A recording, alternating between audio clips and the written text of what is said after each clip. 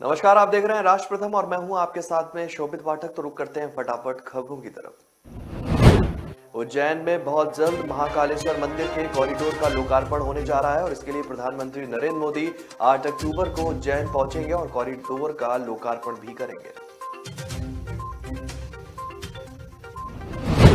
प्रधानमंत्री मोदी महाकाल महाराज मंदिर परिसर विस्तार परियोजना के पहले चरण में हो रहे करीब 310 करोड़ रुपए के 8 निर्माण कार्यों का लोकार्पण करने वाले हैं। जानकारी के अनुसार महाकाल मंदिर के विकास कार्यों के लिए अभी तक करीब 700 करोड़ रुपए की मंजूरी दी गई है, जिसमें से अब तक 310 करोड़ रुपए के 8 निर्माण का कार्य पूरे होने वाले हैं। और इसमें सबसे पहले मंदिर में एंट्री करने के लिए त्रिवेणी संग्रहालय के पास 2 नए प्रवेश द्वार भी बनाए गए हैं।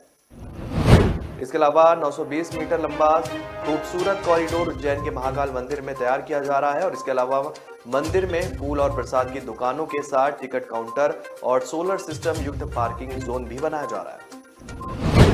वहीं प्रधानमंत्री मोदी के आगमन को लेकर कई तरह की तैयारियां और सुरक्षा के कड़े इंतजाम किए जा रहे हैं और इसके लिए हर दिन बैठकें भी हो रही हैं। बिहार में इन दिनों प्रशांत किशोर और सीएम नीतीश कुमार से मुलाकात को लेकर सियासी गलियारों में चर्चा काफी तेज हो गई है और इस बीच अटकलें यहां तक लगाई गई कि प्रशांत किशोर मुख्यमंत्री नीतीश का साथ देते हुए आगे दिख सकते हैं। प्रशांत किशोर फिर से जेडीयू में लौटेंगे, कयास लगाए जा रहे हैं और इन सब अटकलों के बीच प्रशांत किशोर ने एक ट्वीट के जरिए इशारों ही इशारों में नीतीश से मुलाकात को लेकर जवाब देने की भी कोशिश की। बिहार के मुख्यमंत्री नीतीश कुमार से चुनावी रणनीतिकार प्रशांत किशोर ने मुलाकात की थी। दोनों के बीच करीब 2 घंटे तक बात हुई। चुनावी रणनीतिकार प्रशांत किशोर ने नीतीश कुमार से मुलाकात को लेकर सियासी गलियारों में लगाई जा रही अटकलों पर जवाब दिया और इसके लिए पीके ने राष्ट्रकवि दिनकर की कविता की पंक्तियों का सहारा भी लिया। प्रशांत किशोर ने कहा कि ये मुलाकात कोई राजनीतिक मुलाकात नहीं थी, कुछ मुद्दों को लेकर हमने बात की। मुख्यमंत्री अरविंद केजरीवाल ने कहा कि भगत सिंह इतिहास की ऐसी शख्सियत है जिन्होंने पिछले 100 साल में युवाओं को प्रेरणा दी। आम आदमी पार्टी, दिल्ली और पंजाब सरकार और पूरी पार्टी उनके बताए हुए रास्ते पर चल रही है। केजरीवाल ने बताया कि भगत सिंह की जयंती 28 सितंबर को दिल्ली में 50 जगह पर ब्लड डोनेशन कैंप आयोजित किए जाएंगे। केजरीवाल ने एक वीडियो मैसेज में कहा कि शहीद आजम भगत सिंह इतिहास की ऐसी शख्सियत है जिन्होंने पिछले 100 साल में भी सभी युवाओं को प्रेरणा दी। सीएम केजरीवाल ने कहा कि 23 साल की उम्र में भगत सिंह ने देश के लिए सबसे बड़ी कुर्बानी दी। उन्होंने हंसते हंसते देश के लिए जान कुर्बान कर दी और इस 28 सितंबर को हम सब मिलकर शहीद आजम भगत सिंह को श्रद्धांजलि दें। दिल्ली के मुख्यमंत्री ने कहा कि भगत सिंह ने देश के लिए अपनी जान कुर्बान कर दी और ऐसे में हम उनके लिए कम से कम 1 बोतल खून तो दे ही सकते हैं। सुभाषपा में बीते कुछ दिनों से काफी नेताओं ने बगावती सुर दिखाने शुरू कर दिए हैं। नेताओं के बागी तेवर पर पार्टी प्रमुख ओम प्रकाश राजभर का बड़ा बयान सामने आया। ओपी राजभर ने अखिलेश यादव पर निशाना साधा। ओम प्रकाश राजभर ने अखिलेश यादव को धोखेबाज बताते हुए कहा कि अंगूर जब पेड़ में उगता है तो लोमड़ी नहीं पाती है, कहती है कि अंगूर खट्टे हैं। जो लड़ाई हम लड़ रहे हैं ये लड़ाई महात्मा गौतम बुद्ध और ज्योतिबा फूले की है। ओम प्रकाश राजभर ने आगे कहा कि जब इस देश में वर्ण व्यवस्था बनी तो 4 वर्ग आया था और इसमें पिछड़ों को शिक्षा नहीं देने की बात कही गई थी। ये कौन पिछड़े थे? इन पिछड़ों की लड़ाई को हम आगे भी जारी रखेंगे। सुभाषपा प्रमुख ने आगे कहा कि तब उनके पिता ने ही उन्हें घर से बाहर कर दिया था। अगर महात्मा ज्योतिबा फूले अपने पिता की बात मानकर लौट गए होते तो हम आपके सामने बयान नहीं दे रहे होते।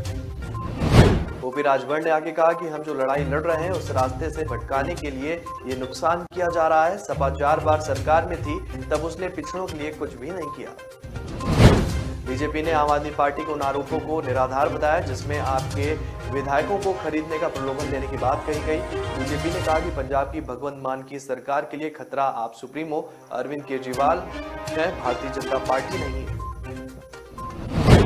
बीजेपी के प्रदेश अध्यक्ष अश्वनी ने प्रेस कॉन्फ्रेंस में अपनी बात को बताया। उन्होंने कहा कि प्रदेशाध्यक्ष और पंजाब के वित्त मंत्री हरपाल सिंह चीमा ने आरोप लगाया था कि बीजेपी आपके विधायकों को 25 करोड़ रुपए का लालच दे रही है। शर्मा इन्हीं आरोपों को लेकर पूछे गए सवालों के जवाब दे रहे थे। उन्होंने कहा कि अरविंद केजरीवाल पंजाब का मुख्यमंत्री बनना चाहते थे, लेकिन उन्हें यह मौका भगवंत मान को देना पड़ा क्योंकि पंजाब के लोग भी यही चाहते थे। शिवसेना ने एक बार फिर महाराष्ट्र के सीएम एकनाथ शिंदे पर तंज कसा है। पार्टी ने मुखपत्र सामना में लिखा, यह पक्का है कि शिंदे ने वेदांता फॉक्सकॉन डील अपने सीएम पद के बदले में गुजरात को सौंप दी। शिवसेना ने सामना के संपादकीय में लिखा कि यह डील महाराष्ट्र से गुजरात को बहुत ही आसानी से हस्तांतरित कर दी गई। भाजपा ने एकनाथ शिंदे को कंपनी का फेवर करने को कहा और यह काम हो गया। शिवसेना ने आगे कहा कि यह आरोप नहीं बल्कि हमारा विश्वास है। जिस तरह से फडणवीस ने अंतर्राष्ट्रीय वित्त केंद्र को मुंबई से गुजरात भेजा, उसी तरह एकनाथ शिंदे ने वेदांता फॉक्सकॉन सौदे को गुजरात को सौंप दिया। शिवसेना ने आगे कहा, यह तो बस शुरुआत है। वेदांता फॉक्सकॉन डील तो मामूली है। यह साफ है कि बीजेपी शिंदे से कहा है कि हमने तुम्हें सीएम बनाया, तुम्हारे विधायकों को करोड़ों रुपए के ऑफर दिए, अब तुम महाराष्ट्र के खजाने की चाबी भी हमें सौंप दो। दिगंबर कामत का बयान आया सामने। कांग्रेस को इस बात का एहसास ही नहीं कि वह पूरी तरीके से खोखली होती जा रही है।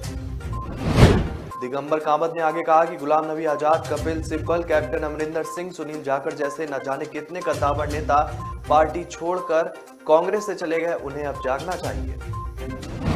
उन्होंने आगे कहा कि इससे कोई वोट बैंक नहीं बढ़ने वाला। गोवा की तर्ज पर अभी और भी कई नेता पार्टी छोड़ेंगे। मैं यहां पर कोई मुख्यमंत्री बनने नहीं आया हूं। कर्नाटक विधानसभा में पारित होने के बाद कर्नाटक सरकार आज कर्नाटक विधान परिषद ने धर्मांतरण विरोधी विधेयक पेश किया। इस विधेयक में धर्म की स्वतंत्रता के अधिकार की सुरक्षा और बलपूर्वक अनुचित प्रभाव, जबरदस्ती प्रलोभन या किसी भी कपटपूर्ण तरीके से एक धर्म के दूसरे धर्म में गैर कानूनी अंतरण पर रोक लगाने का प्रावधान किया।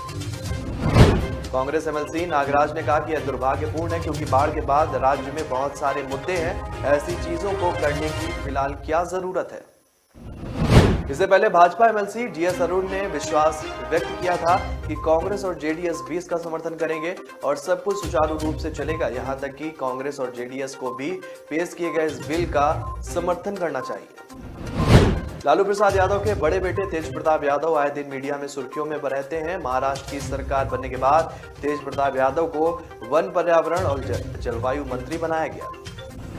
मंत्री तेज प्रताप के निर्देश में वन विभाग के अधिकारी और पुलिसकर्मी घूम कर अवैध तरीकों से पक्षियों का व्यापार करने वालों को पकड़ रहे हैं और पिंजरे में कैद किए गए पक्षियों को अधिकारियों और पुलिसकर्मियों जो हैं वो मिलकर आजाद कर रहे हैं।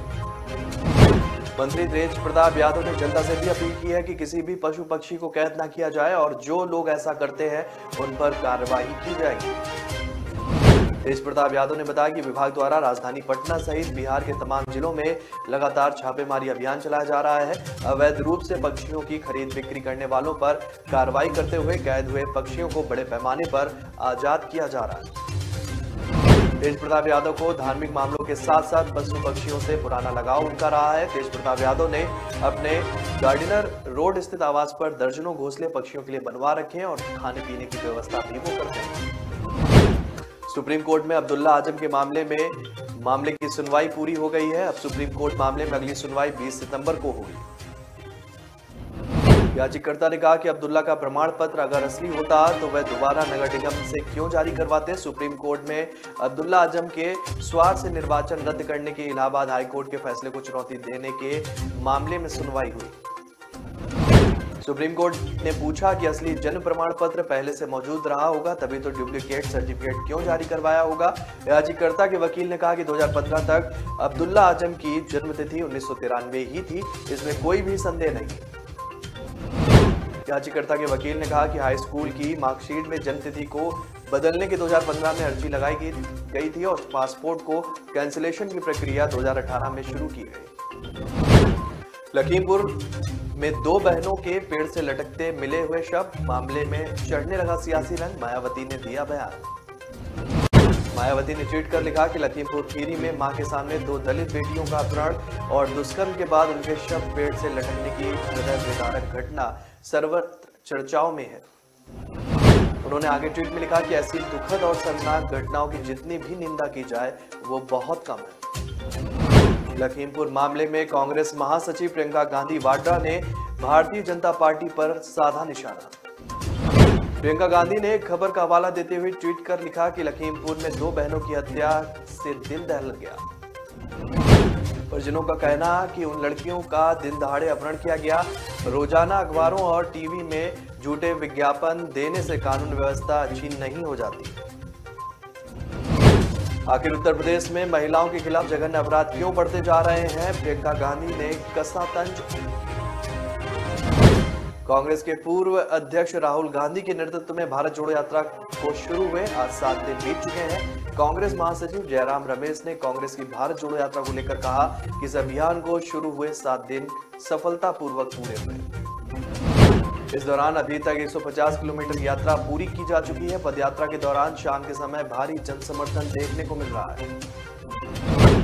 उन्होंने कहा कि कल एक दिन का आराम करने के बाद उसके अगले दिन से कोल्लम से फिर से पदयात्रा की शुरुआत की जाएगी।